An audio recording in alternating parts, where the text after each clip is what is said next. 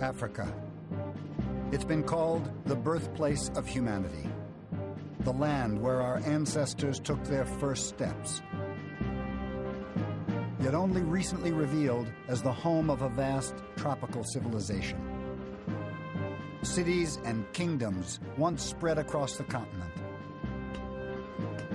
then vanished, leaving barely a trace. What happened to this great achievement?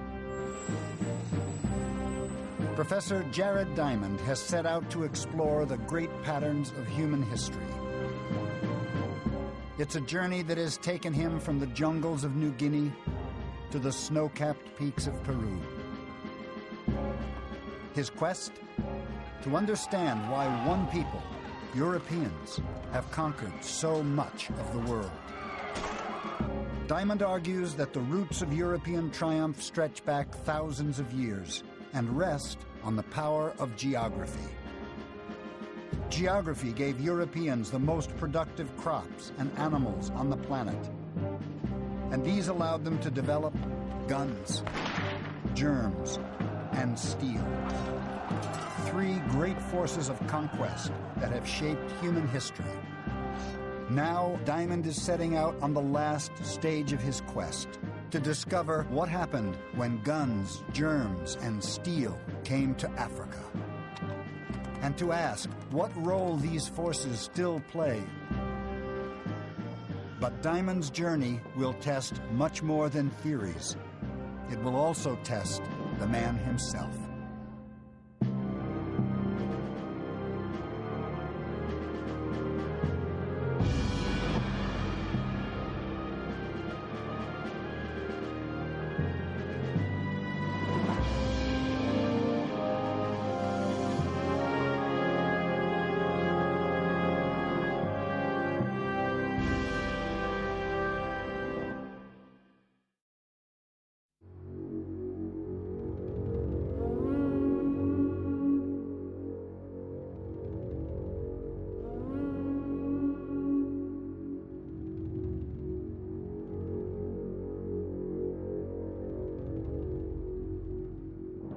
A Class 19D South African Railways steam locomotive, built Glasgow, Scotland, 1932.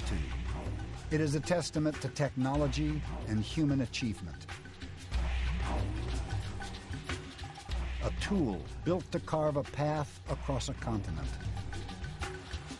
A lasting symbol of the triumph of European guns, germs, and steel.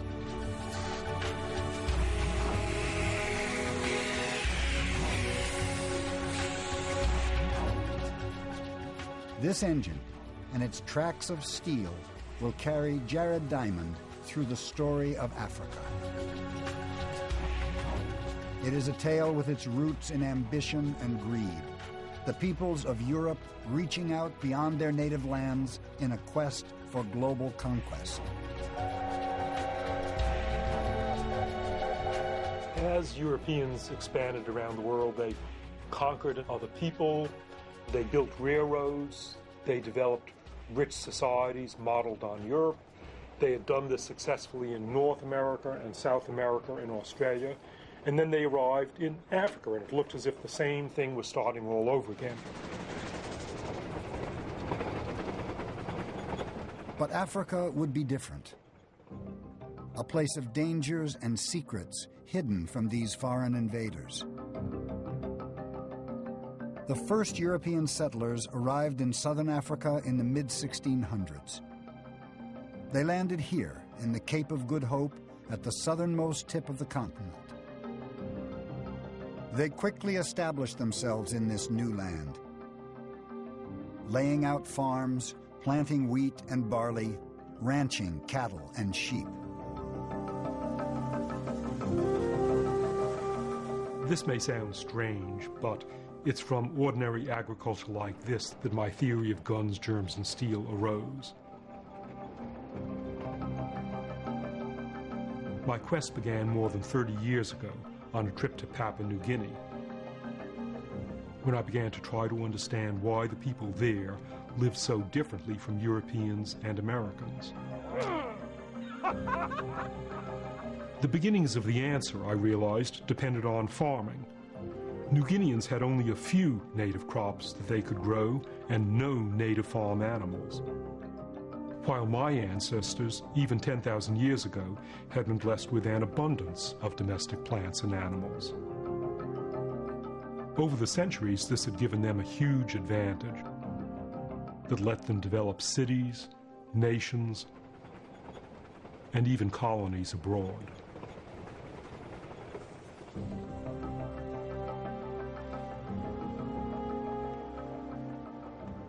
But southern Africa is 5,000 miles from Europe. How was it possible for the settlers to import European crops and animals to such a distant part of the world? As much as skill, it came down to good fortune. Geography had dealt the settlers an immensely lucky hand. They had stumbled across one of the few parts of the southern hemisphere that feels just like Europe. Because the Cape and Europe lie at a similar latitude or distance from the equator. And this means that the temperature and climate of these widely separated regions are almost exactly the same. The Europeans were able to establish prosperous farms and settlements. Properties now owned by their descendants, people like Hempeth Dutoit. So your family has been here for centuries on this land. How do you feel about the land yourself then? Well, I've always loved the land since childhood days, and agriculture has been in our family for so many generations. Tell me about the history of this farm. Well, the land was occupied in 1683. I mean, that was only a couple of years after the first settlers came to the Cape. But settlers like the Dutoit knew that this was not an empty land. Even today, their farms turn up evidence of the Cape's original inhabitants, a people known as the Khoisan. Oh, this is interesting. This is from the Stone Age. Oh. Prior to the occupation of this land in 1683 by the settlers, this land was most probably occupied by Khoisan people. These were the tools they used to scrape the skins when they tanned the skins. Beautiful. And you can see how nicely it fits into your hand. Yeah. With the arrival of Europeans, these native peoples were driven from their land.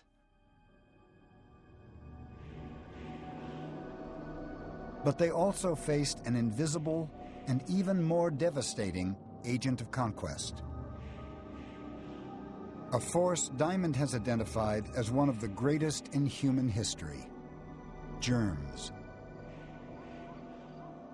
Realizing the importance of farming led me to the next big surprising discovery of guns, germs, and steel. Domesticated animals had given Europeans one advantage of which they were completely unaware. By living in close proximity to their livestock, they had become infected with viruses and germs of those animals, which evolved into diseases of humans. Through exposure over centuries, Europeans had developed some resistance to those diseases.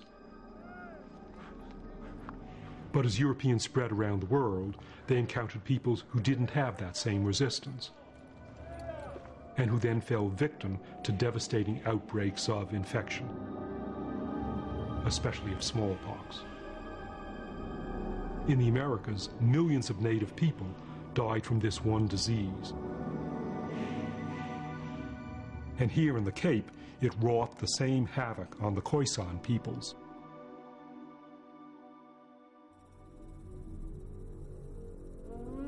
Through their farming and their germs, Europeans had established a firm foothold in the southern tip of Africa. Now they look to expand.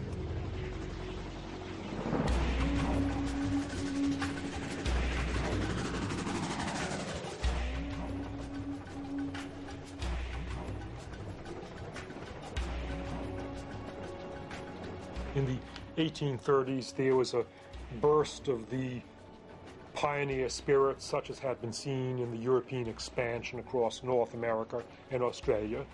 This time it was Dutch settlers, and these pioneers moved into the interior like the pioneers moving across North America and Australia. Over the course of the 1830s, thousands of Dutch farmers, with their families and possessions loaded into wagons, left the Cape in search of new land to settle. They called themselves the Voortrekkers, and these pioneers all wielded another agent of European conquest: the gun. This is a muzzle-loading rifle, typical of the weapon that every Voortrekker would have had in his wagon. The Boers were particularly adept at using this weapon. They could reload it and fire from horseback. These muzzle-loading rifles are still much admired by the Voortrekkers' descendants. Every single man that was in good health had at least 2 or 3 of these particular rifles. In those days, it must have been the person's life, you know. Everything depended on that, you know. They hunted with him. Yes, he hunted. They protected themselves with him. It was part of him, you know. If you didn't handle a gun that day, there was something wrong with you. Yeah. Yes. Guns and the steel from which they're made were the last 2 of the great advantages that Europeans carried with them around the globe.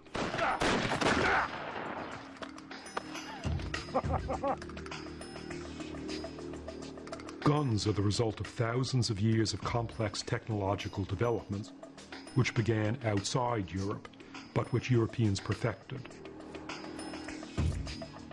And that was all because of the head start that their farming had given them thousands of years previously. You know, the flintlock rifle, it was, you know, I shouldn't really say this, but it was nearly like as important as a cell phone is today. Yeah. You can't go without your cell phone. In those days, you couldn't go without your flintlock rifle. Fire.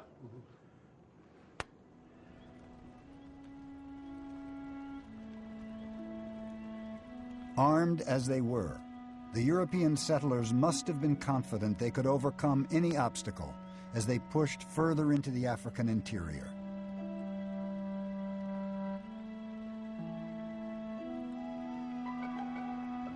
By February 17, 1838, the Voortrekkers had reached 800 miles inland from the Cape.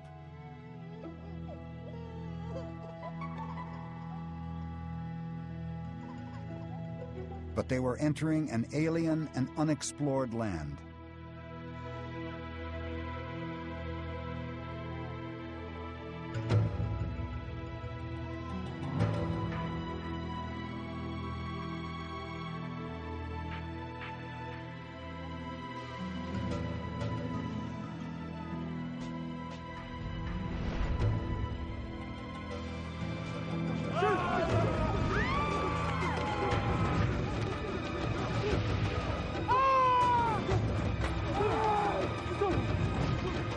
Suddenly, out of the darkness swept a native African army.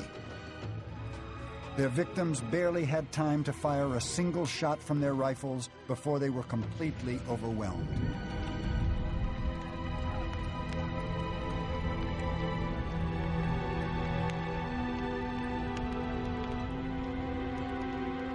Within hours, nearly 300 Voortrekkers lay dead.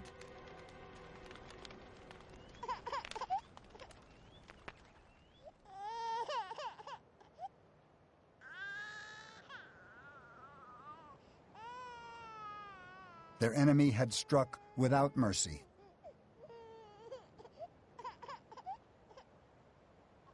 Killing men, women, and children alike. Who could have committed such a ruthless and calculated assault, stopping the Europeans in their tracks?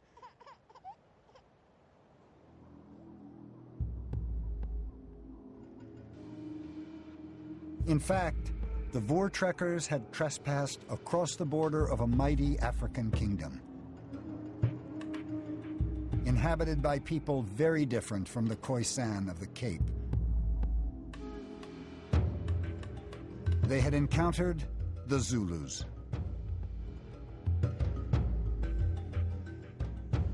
When they ran into the Zulus, they ran into a group of people who were very different to anybody else they'd been up against up until that point in time. This was an organized group of people. The Zulus were the authors of a unique and highly developed African state. Their military skills had allowed them to overwhelm their native African neighbors. They held more than 30,000 square miles of land and had established a sophisticated economy and society.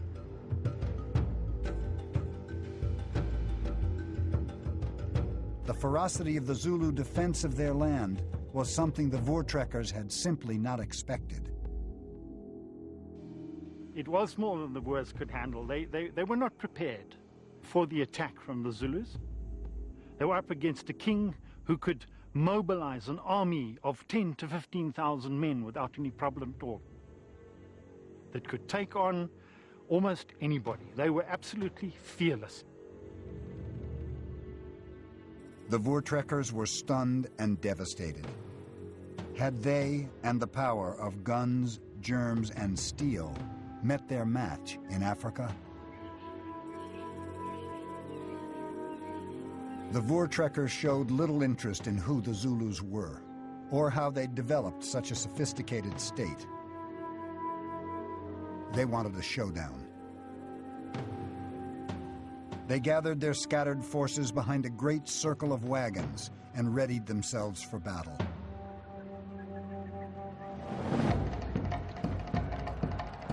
At dawn on the 16th of December, 1838, more than 10,000 Zulus stormed across the horizon,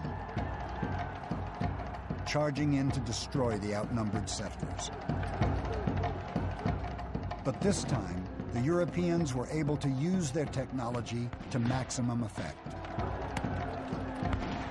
To increase the rate of fire from their muzzle-loading rifles, some would shoot while others would reload. It was shoot, hand the gun over, take the next gun, fire, hand the gun over. So every 5 or 6 seconds you could fire a shot. See, that was the important thing.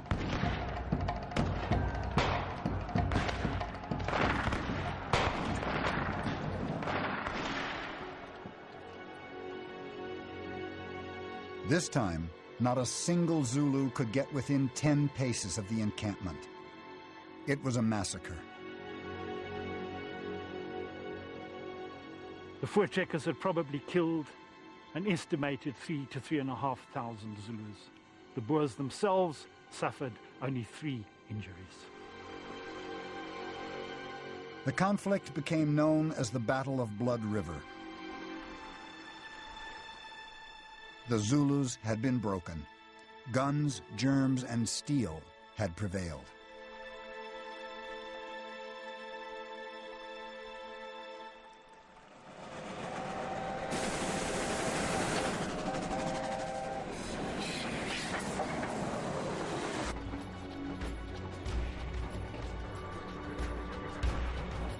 The victorious European settlers pushed on beyond Zulu lands, while new developments in their technology let them increase the pace of conquest.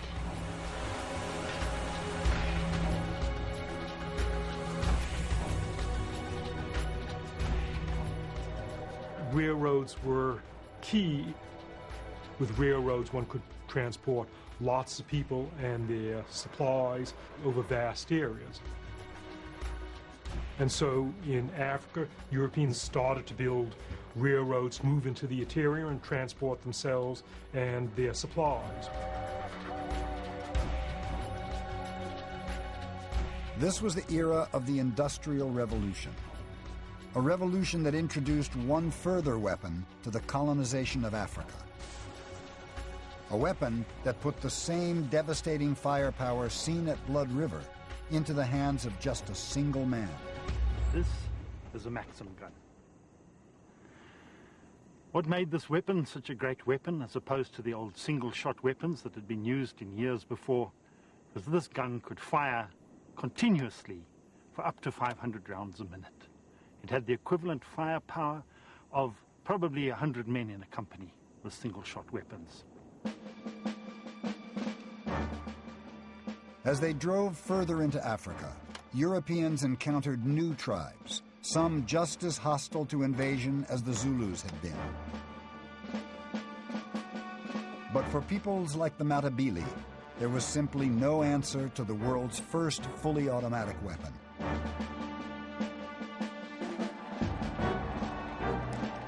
The Matabele conflict of October 1893 lasted a matter of hours.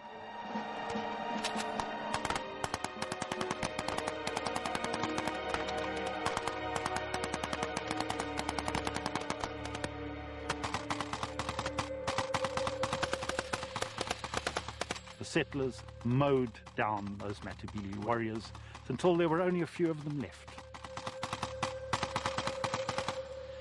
It was a real case of ancient technology up against the latest and greatest as far as European inventions were concerned.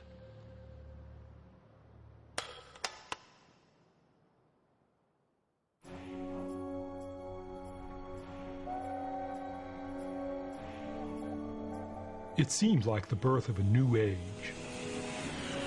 Europeans carving a path into the interior of Africa, conquering tribe after tribe, settling where they pleased. Guns, germs, and steel triumphant. Except now, those settlers would find themselves facing an entirely new enemy, one that had once been their greatest ally: geography.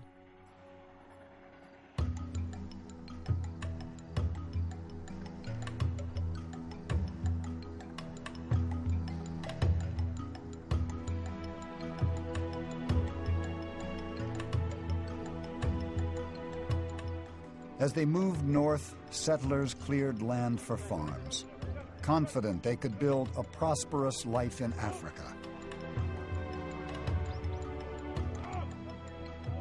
But with little warning, things began to go awry. The land became impossible to plow.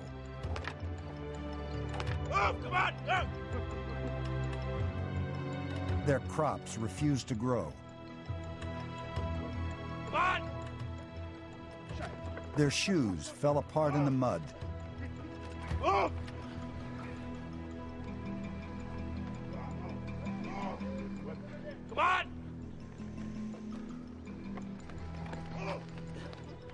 And that was only the start.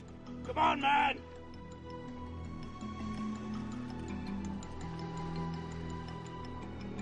The second big problem that Europeans encountered was their animals died. Their horses and oxen had been a big part of the European advantage elsewhere in the world. Oxen as draft animals and horses as their military animals. But here, the animals were dying. For thousands of years, these domesticated animals and crops had sustained European civilization. Without them, there would have been no guns, germs, and steel. No history of conquest and colonization. And now, the settlers themselves began to fall ill with terrible fevers. While all around them, they could see native Africans farming, herding cattle, healthy and alive. How was this possible? What were the secrets of this strange new land?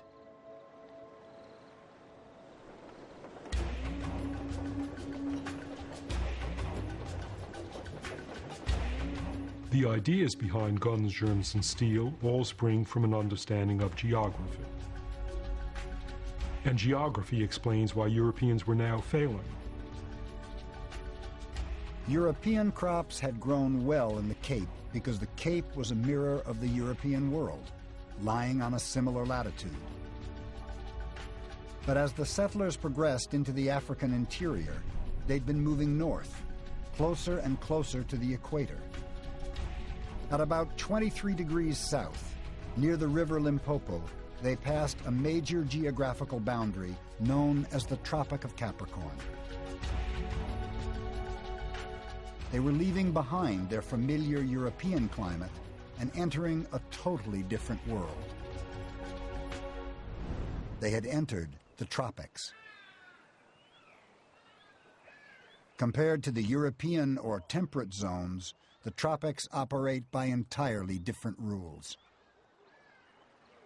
Instead of the 4 seasons of Europe, North America, and the Cape, here there are just 2. The dry season and the rainy. Wheat and barley, the crops that had sustained European civilization for centuries, had not evolved to survive in this tropical climate.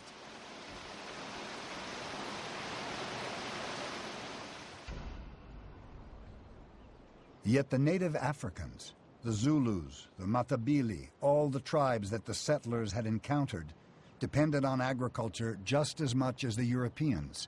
How were they succeeding as the Europeans failed?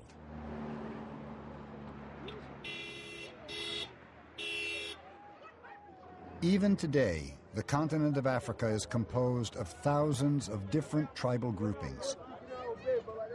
Each is subtly distinct from the next in custom and language.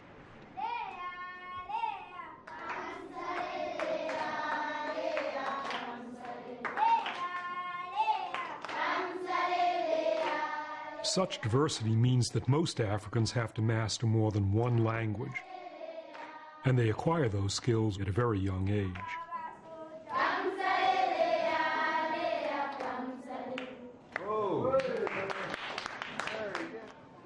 I would like to find out how many languages you speak. Who here knows how to speak Bemba? Aha! Does anybody else know how to understand or speak Lozi? You speak Lozi? Yes. Do you also speak Bemba? Yes. Is there another language that you speak also? Lovak. Lovak. That's 4 languages. That's good. Most Americans speak only one language.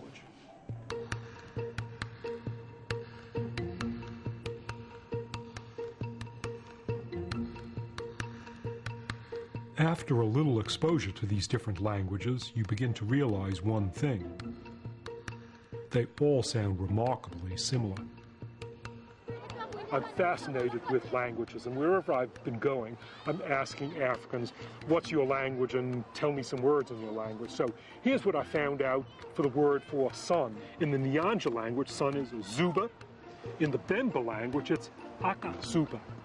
In Chiwa, it's Duzuba. And in the Senga language, it's Zuba again. Or the word for water. In the Nyanja language, it's Manzi. And in Bemba, it's Amenshi. And in Chiwa, it's Manzi, similar to each other again. What do these linguistic similarities tell us?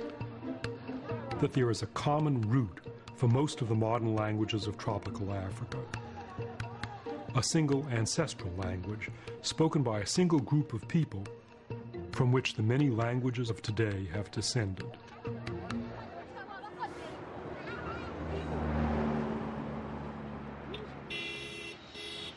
Linguistic analysis has isolated a family of languages known as Bantu, which originated in tropical West Africa. About 5,000 years ago, the early Bantu speakers began to spread into new lands, bringing their crops, their animals, and their language with them.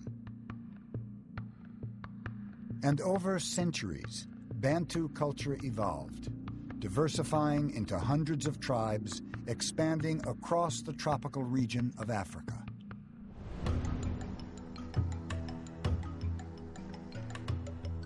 But the truth of this Pan-African civilization was suppressed for many years. Dr. Alex Skirman is trying to overturn the legacy of South Africa's racist past. She has been excavating an archaeological site on the banks of the Limpopo River.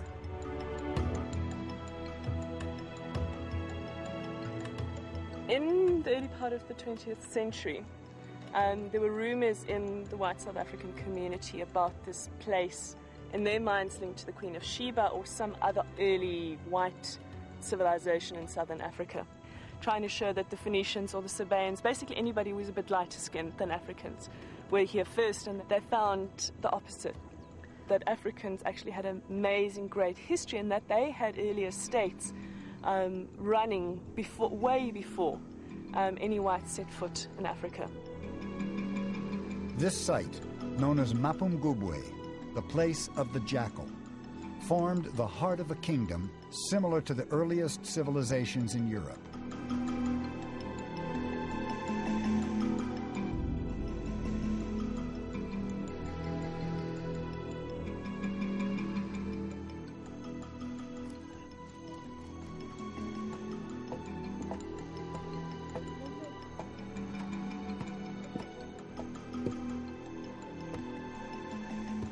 Mapungubwe was the core, it was the capital of a massive state.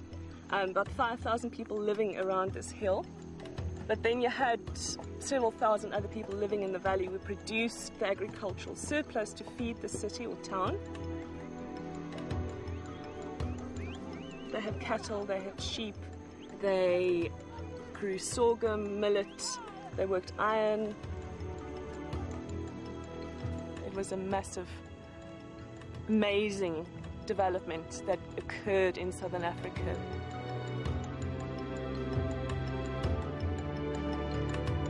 And this was not an isolated state. It formed part of a much larger economic network that had spread across southern Africa and beyond. These are Mapungubwe beads. They're gorgeous blue ones. These are glass beads that came down the Indian Ocean coast.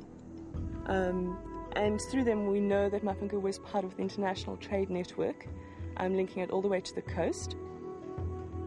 It's an incredible African accomplishment to set up such a complex trade network that links all the way into northern Botswana, bring material from there and taking it all the way to the Indian Ocean coast.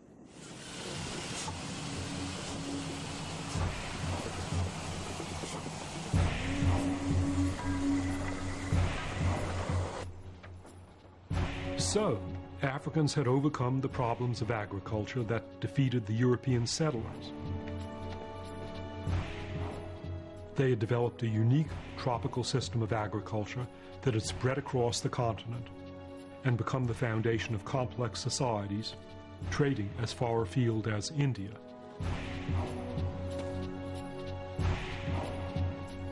But there was an even more extraordinary story at the heart of this flourishing tropical civilization.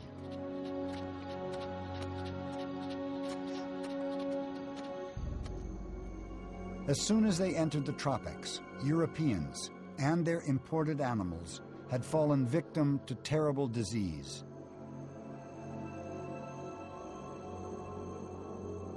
Fevers racked their population. Yet tropical Africans showed fewer of the same effects. Many of them even survived that most lethal of European weapons, smallpox. The disease that had devastated the native peoples of North and South America and the Khoisan of the African Cape.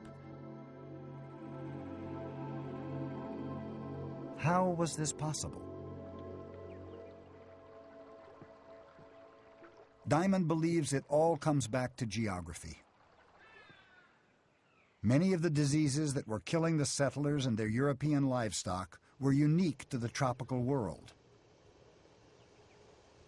They had never encountered them before. It was a complete reversal of the usual pattern of conquest. In the New World, the germs had been a weapon on the side of Europeans, killing indigenous people. Here, it was indigenous germs to which Europeans had not a history of exposure. So here we have guns, germs, and steel again, but the germs working in the opposite direction, killing Europeans. The settlers and their imported livestock had fallen victim to a host of tropical infections and diseases.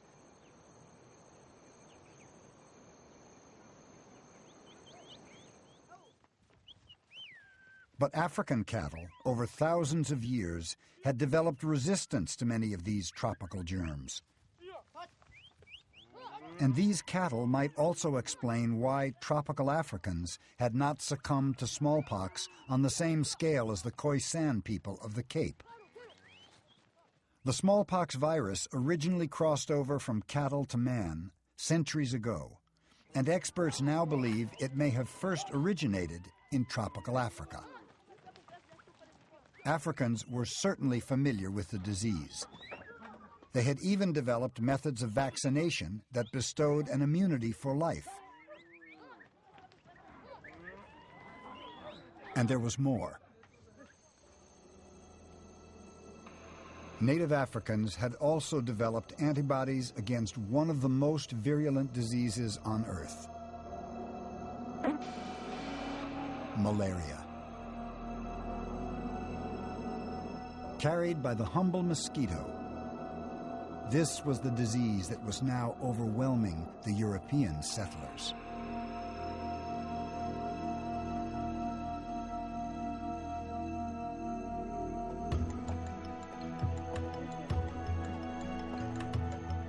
But tropical Africans were combating malaria with more than just antibodies. Their entire civilization had evolved to help them avoid infection in the first place. They tended to settle in high or dry locations, away from the wet, humid areas where mosquitoes breed. And by living in relatively small communities, spread out over vast areas, Africans could limit the level of malaria transmission. It was an extraordinary achievement.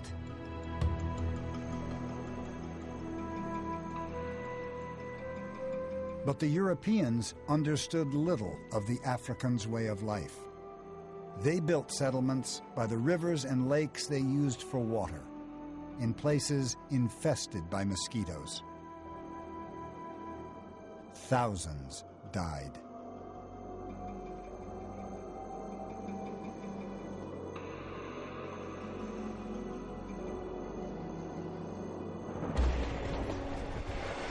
So it seemed that the tropics had defeated European guns, germs, and steel,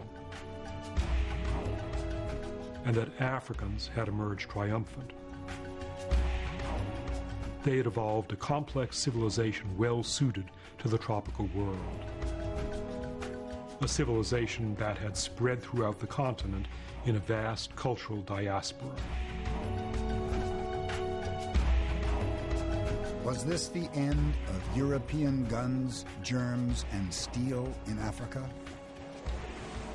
What would the future hold for this mighty tropical civilization?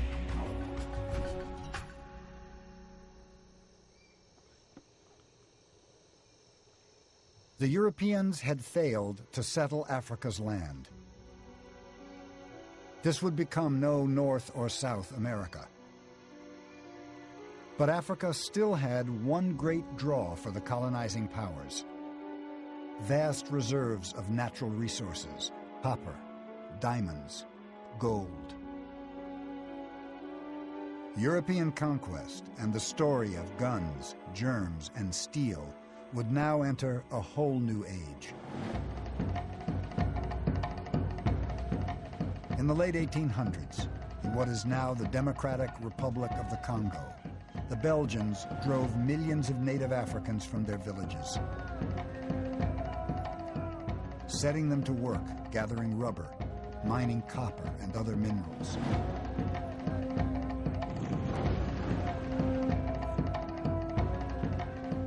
Burning their homes behind them, reducing their 1,000-year-old tropical civilization to dust and ashes. Few were as brutal as the Belgians, but across the continent, millions of Africans were compelled to abandon a way of life perfectly adapted to the tropics, and to labor for Europeans. To ferry Africa's natural wealth back to Europe, the colonizers turned again to their technology, building ever greater railroads. After more than half a century and the labor of tens of thousands, tracks of shining steel reached all the way from the Cape into the very heart of the tropics.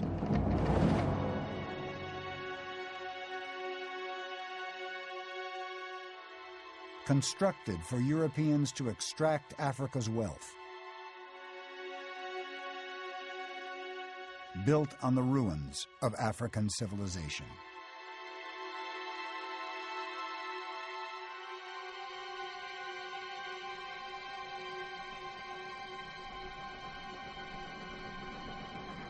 All this time, I've been uncovering the trail of guns, germs, and steel across Africa.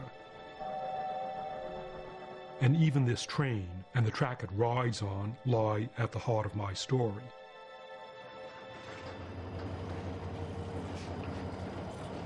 These tracks are still in use, still fulfilling their original purpose. Trains travel from the southern tip of Africa into modern Congo and Zambia, ferrying back tons of copper and other minerals. But Africa today is no longer a continent of colonies. Its nations are free and independent. What place is there for my theory of guns, germs, and steel in modern Africa?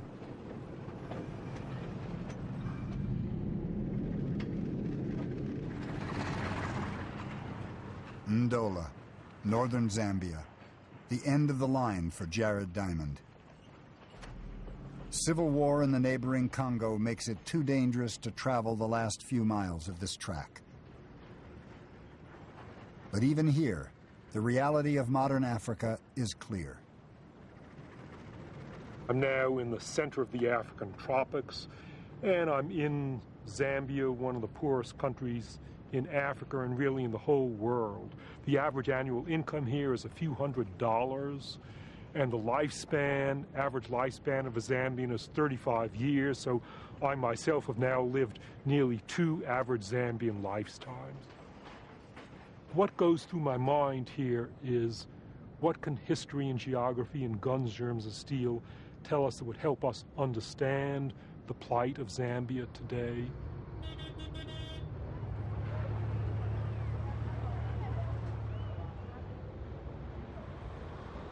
In modern Zambia, I see few signs around me of the great native civilizations that once flourished in tropical Africa.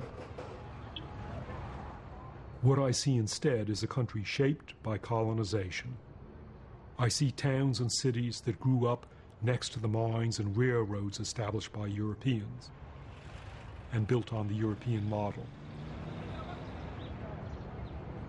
What about the great forces that originally shaped this continent and its people?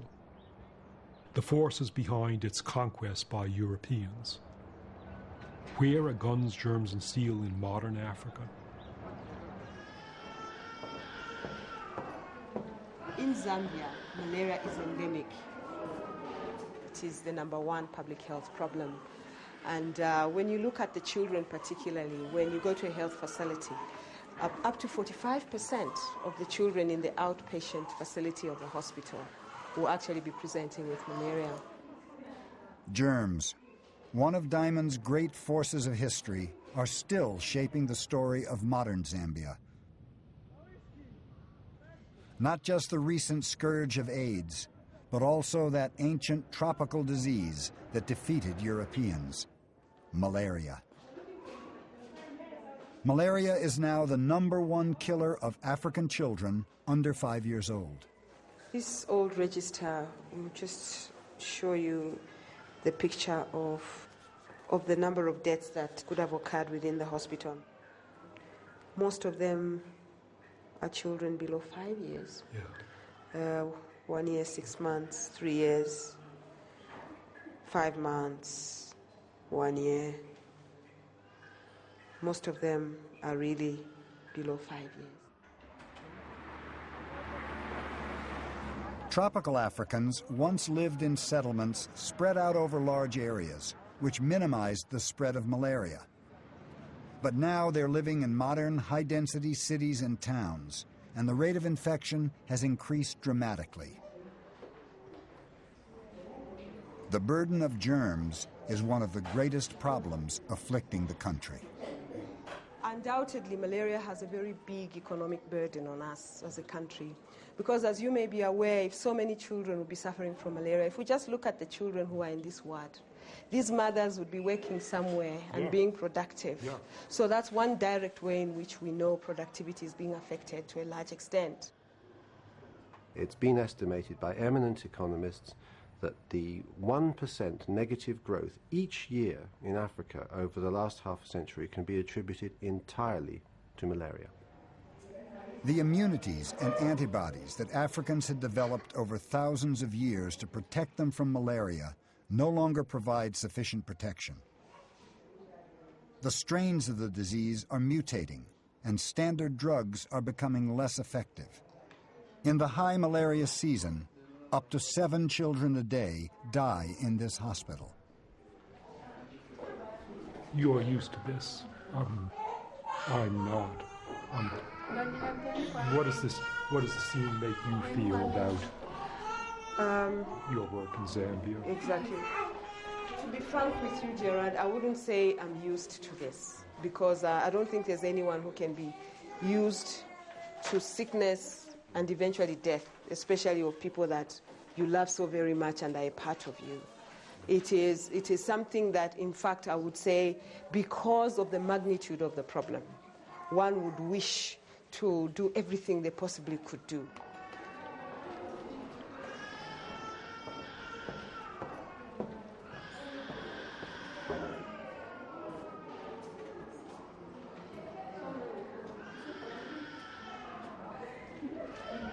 Because of the fact that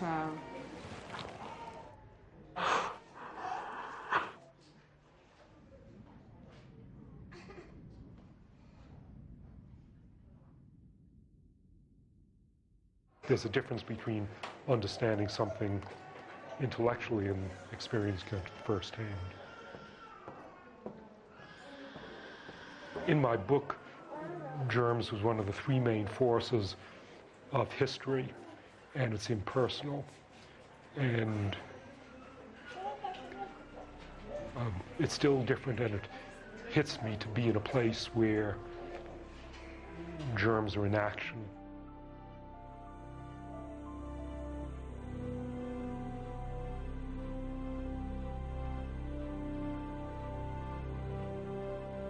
"30 years ago, I set out on a journey. A quest to understand the origins of inequality in our world. I discovered that this story stretched back to the beginning of civilization and rested on the geography of our planet.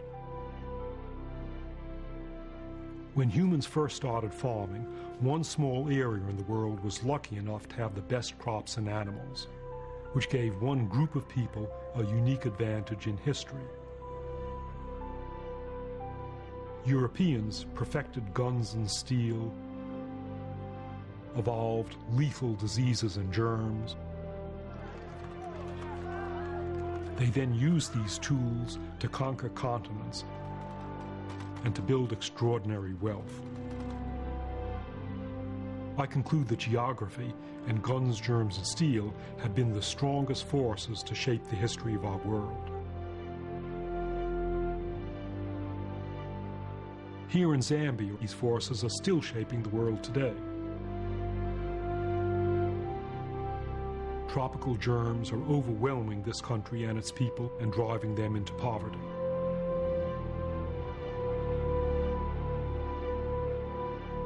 Does that mean that Zambia will always remain a victim of these great forces of history and geography? And that Africa is condemned to a future as poor as its present?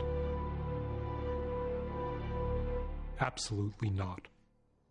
And I would say that the message is a hopeful one. It's not a deterministic, fatalistic one that says, forget about Africa and underdeveloped areas. It says there are specific reasons why different parts of the world ended up as they did.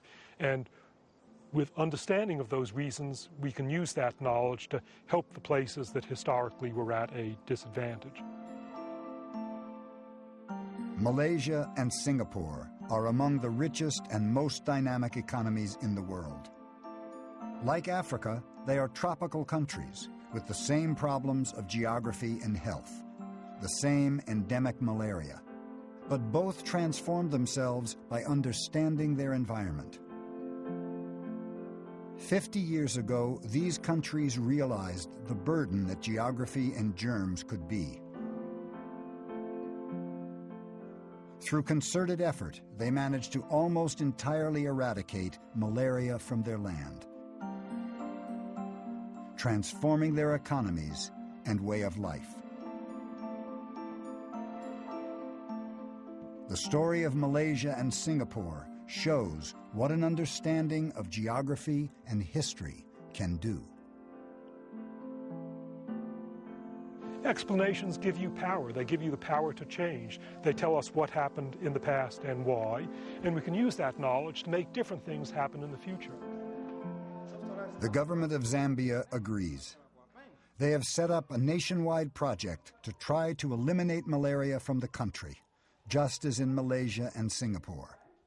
New drugs, even a possible vaccine, are giving them an increasing chance of success. The control of malaria will mean an improvement in the welfare of the people. And an improvement in the welfare of the people will mean increased productivity. And increased productivity will mean that we will be a wealthy nation, because that will mean that then people will have sufficient, not only food, but sufficient time to be able to do things that make a human being complete and whole and able to live a fulfilled life.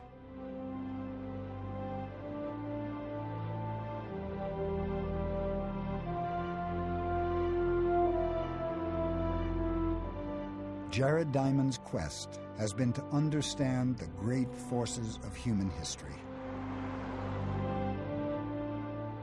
But it is still the very smallest of details, the lives of individual human beings, that lie at the heart of his work. When we talk about history, we talk about development, we talk about competition between societies and the wealth of nations. It can sound intellectual, but here in Africa there are human faces on it.